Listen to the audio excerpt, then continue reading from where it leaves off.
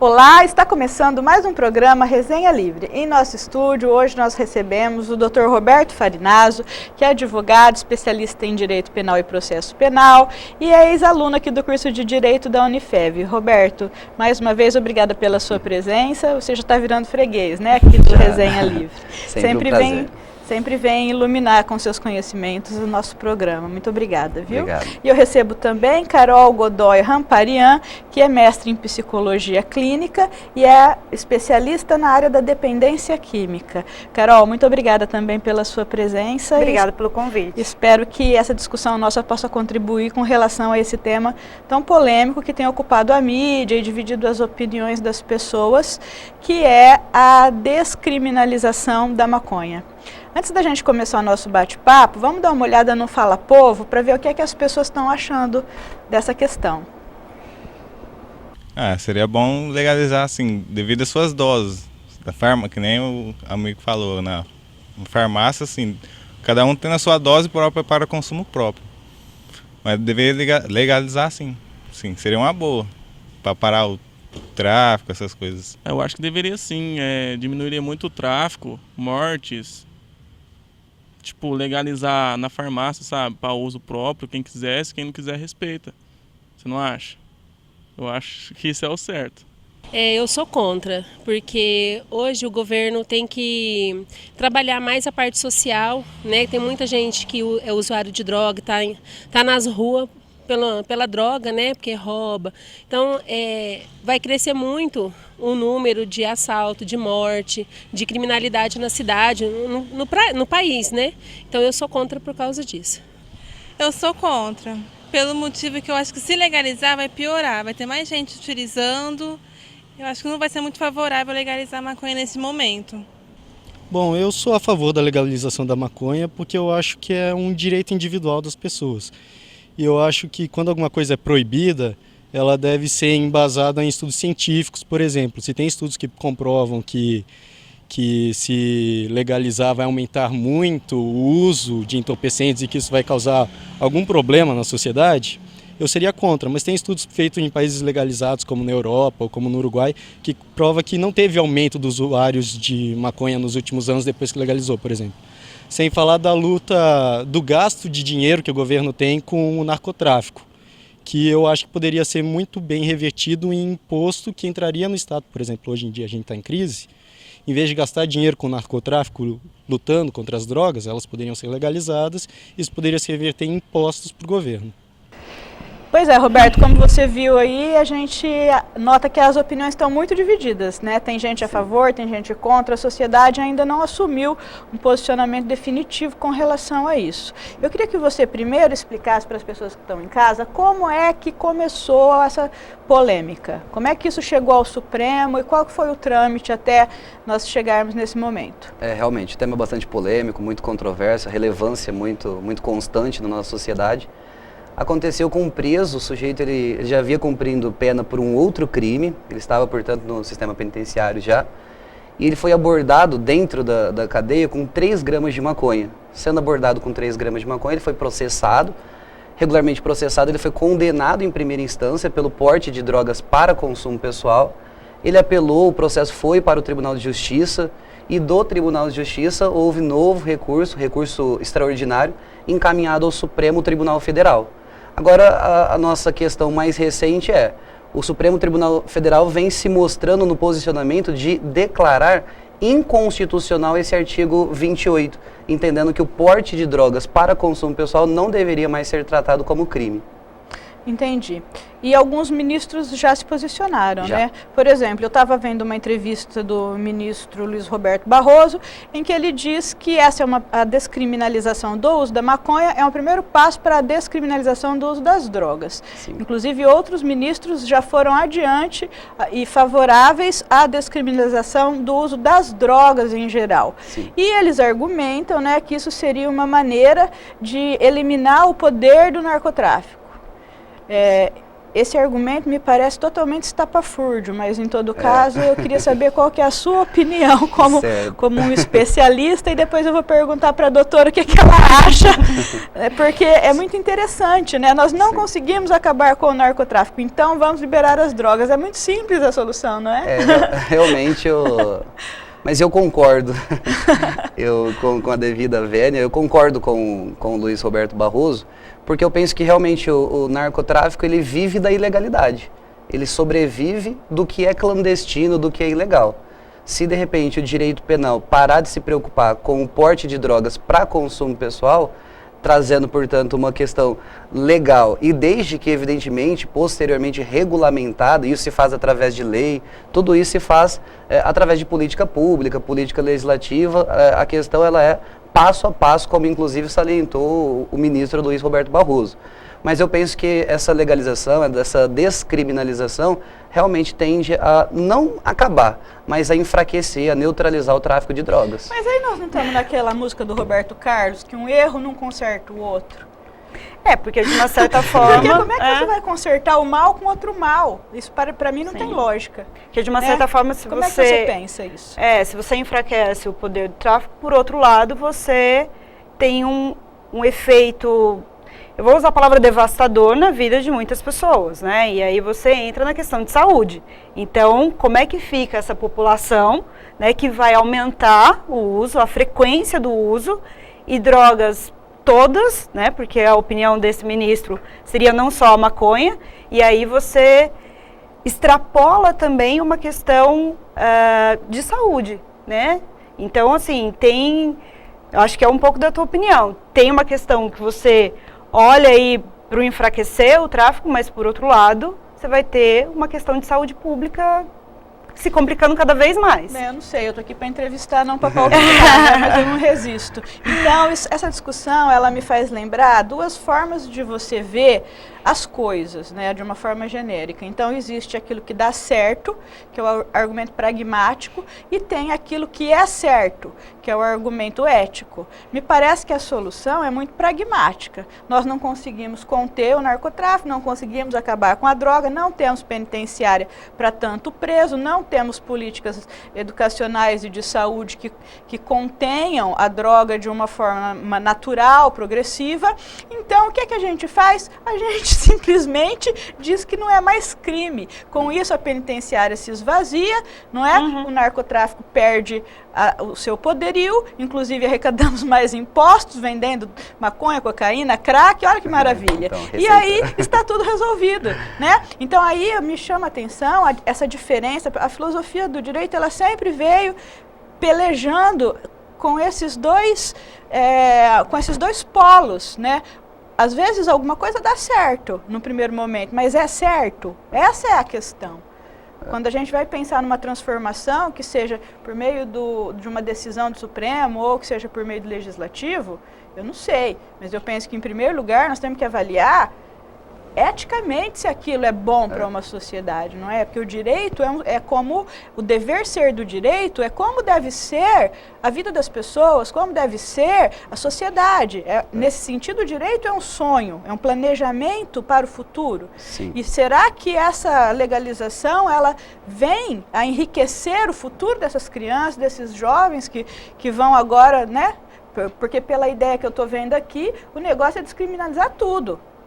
Porque também, se você descriminalizar a maconha, não vai acontecer nada, porque continua tendo o tráfico das outras drogas. A maconha, vamos dizer assim, é a droga que, não sei estatisticamente, até aproveito para te perguntar, se essa grande parte desses presos que estão na penitenciária por conta da droga, que eu sei que eles ocupam a grande parte dos presidiários está relacionada ao narcotráfico. Sim. Se existe uma estatística, quer dizer, mais em função da maconha, mais em função da cocaína, como é que é isso aí? Existe uma estatística, na verdade, mais de 1/4 da nossa população carcerária, o Brasil, o nosso ordenamento jurídico penal tem mais de 200 crimes. E o tráfico de drogas é o crime que ocupa mais de 1/4 da nossa população carcerária. Sim. Significa mais de 25% da nossa população está presa pelo tráfico de drogas relacionado ao crime previsto no artigo 33 da Lei de Drogas.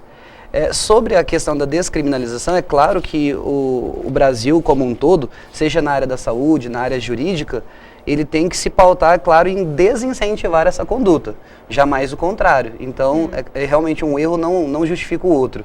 Só que eu acho que o maior problema em que o Brasil vive hoje é tentar resolver todas as nossas questões sociais, políticas, envolvendo a criminalidade sempre com o direito penal.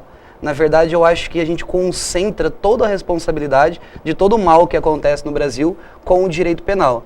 Então a gente legisla muito, só que fiscaliza pouco, efetiva pouco os direitos sociais. Acho que nem tudo é problema do direito penal. Então a questão da droga, que é uma questão sim de saúde pública, mas é uma questão que o usuário, ele afronta qual bem jurídico?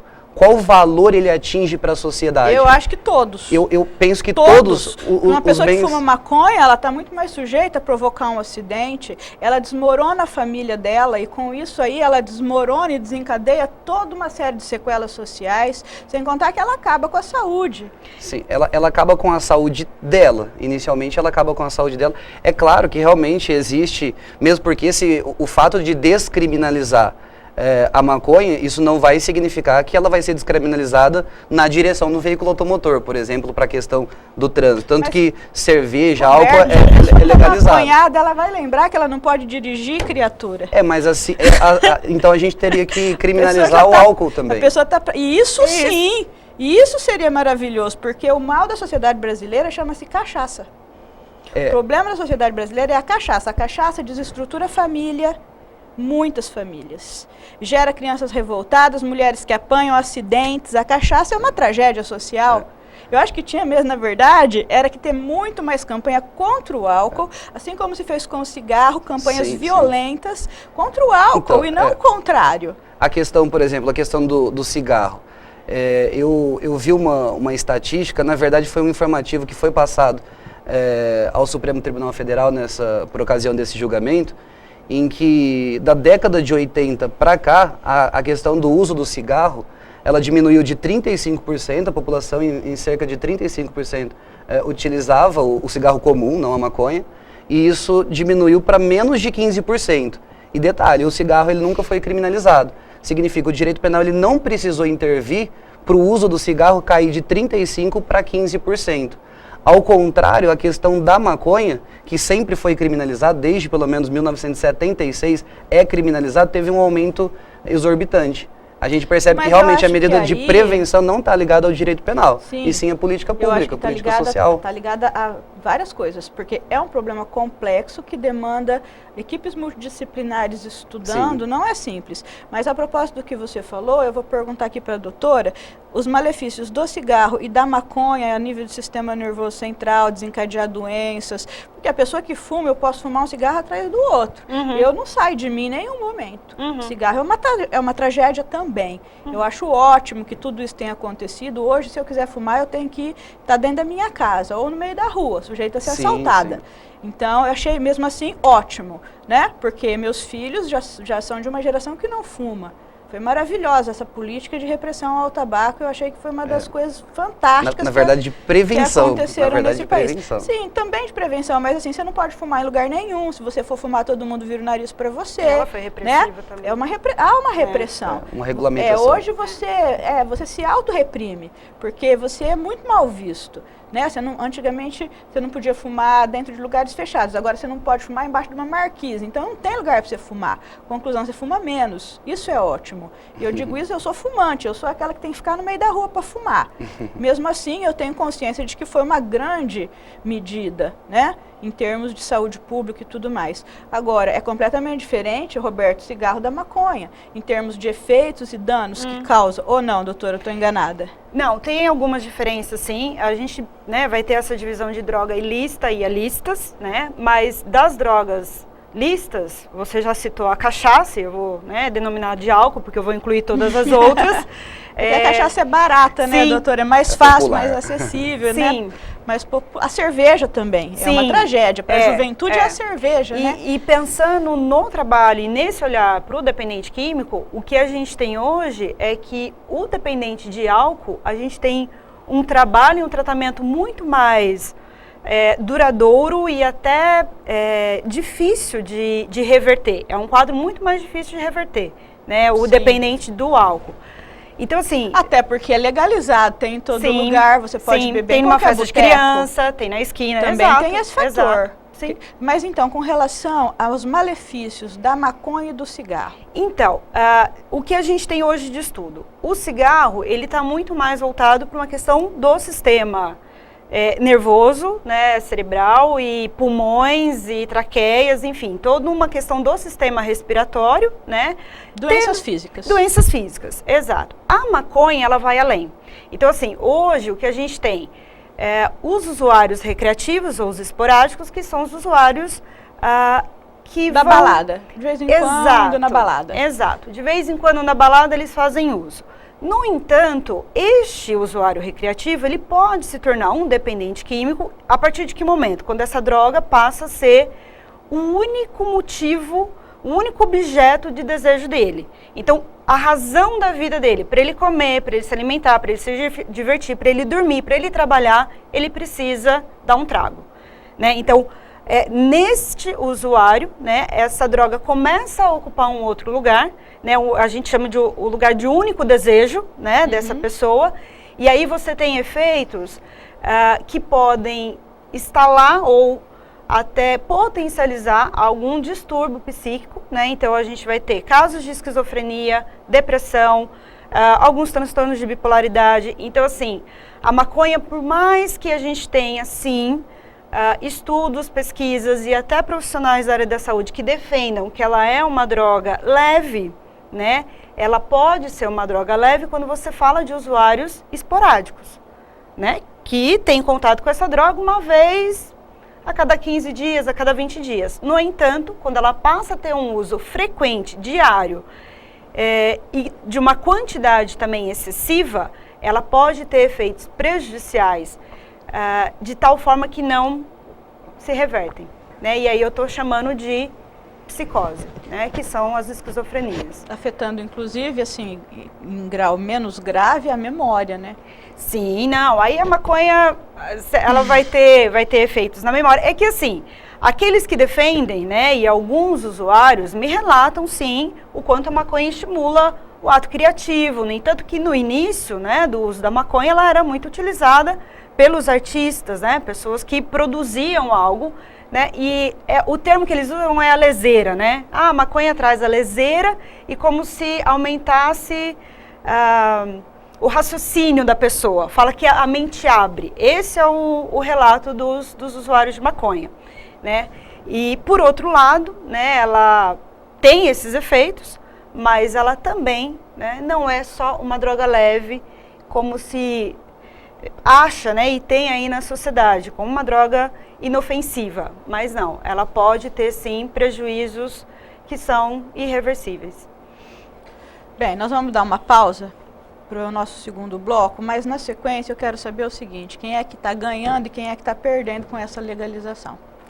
O programa Resenha Livre dá uma pausa, mas volta já, não saia daí.